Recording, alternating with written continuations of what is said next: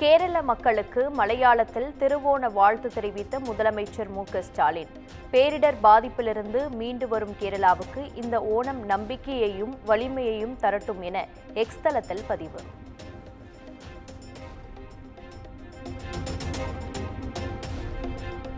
மறைந்த முன்னாள் முதலமைச்சர் பேரறிஞர் அண்ணாவின் 116வது பிறந்த நாள் இன்று கொண்டாட்டம். அண்ணா சாலையில் உள்ள திருவுருவ சிலைக்கு முதலமைச்சர் மு.க.ஸ்டாலின் இன்று மரியாதை செலுத்துகிறார்.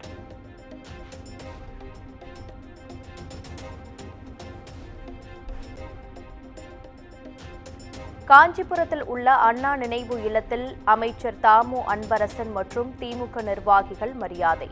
இல்லத்தில் வைக்கப்பட்டுள்ள சிலைக்கு மலர் மாலை அணிவித்து மரியாதை செலுத்தினார்.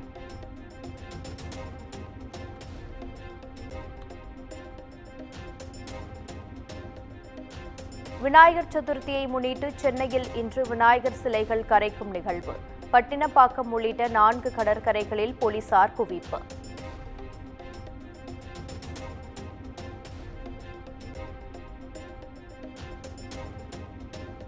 விநாயகர் சிலை ஊர்வலத்தை முன்னிட்டு சென்னையில் போக்குவரத்து மாற்றம். சிலைகள் கரைக்கும் பகுதிகளில் வாகனங்கள் செல்வதற்கு கட்டுப்பாடுகள் விதிப்பு.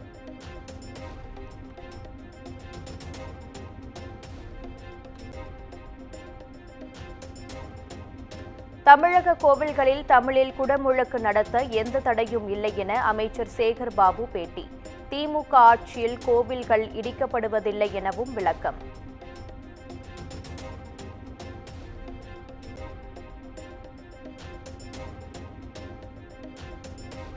திருமாவளவனின் வீடியோ பதிவு தன்னை பொறுத்தவரை சரிதான் என அன்புமணி ராமதாஸ் பேட்டி.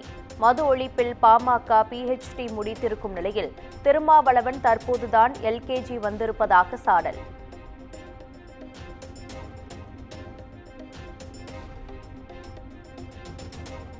சென்னையில் நீர்நிலைகள் மற்றும் பொது இடங்களில் கட்டுமான கழிவுகள் கொட்டப்படுவதாக எழுந்த புகார். 3 ரோமிங் குழுக்களை அமைத்து மாநகராட்சி தீவிர கண்காணிப்பு.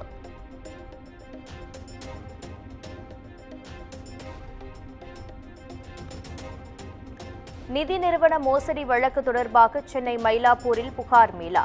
300க்கும் மேற்பட்டோர் உரிய ஆவணங்களுடன் புகார்.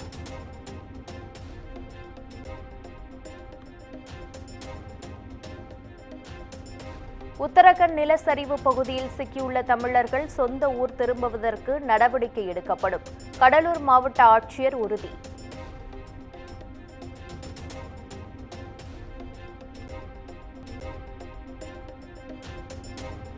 காஞ்சிபுரத்தில் முதலமைச்சர் திறந்து வைத்த காய்கறி சந்தை பயன்பாட்டிற்கு வராத அவலம். தற்காலிக சந்தைக்கு சென்று வருவதில் சிரமம் ஏற்படுவதாக வியாபாரிகள் வேதனை.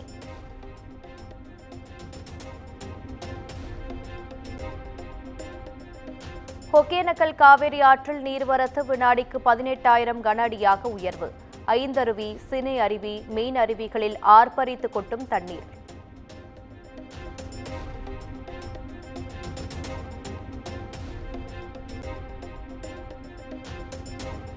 வார விடுமுறையொட்டி ராமேஸ்வரம் அக்னி தீர்த்த கடற்கரையில் குவிந்த பக்தர்கள். முன்னோர்களுக்கு தர்ப்பணம் கொடுத்து நீண்ட வரிசையில் காத்திருந்து சுவாமி தரிசனம்.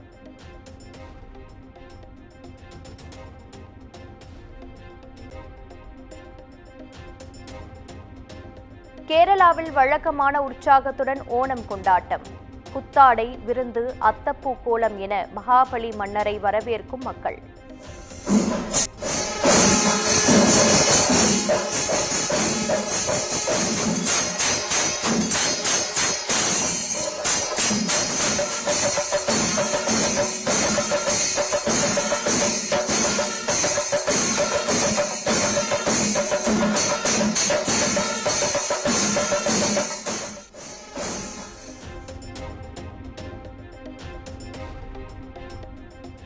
நாட்டின் முதல் முன்பதிவில்லா வந்தே மெட்ரோ ரயில் சேவை குஜராத்தில் நாளை தொடக்கம்.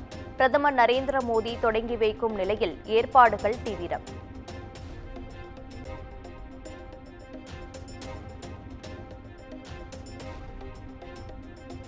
மேற்கு வங்க முதலமைச்சர் மம்தா பானர்ஜியுடன் பயிற்சி மருத்துவர்கள் நடத்திய பேச்சுவார்த்தை தோல்வி.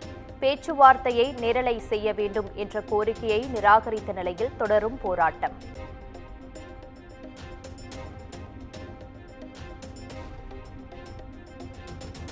2023-24 நிதியாண்டில் மட்டும் 2 லட்சம் கோடி ரூபாய் அளவிற்கு ஜிஎஸ்டி ஏய்ப்பு.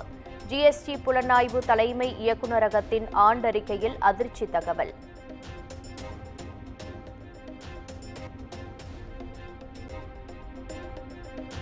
ஹேமா கமிட்டி போன்ற ஒரு குழுவை அமைப்பதற்கான தேவை தமிழ் சினிமாவில் இதுவரை எழவில்லை. பாலியல் தொந்தரவு போல் எதுவும் நடக்கவில்லை எனவும் நடிகை ஐஸ்வர்யா ராஜேஷ் பேட்டி.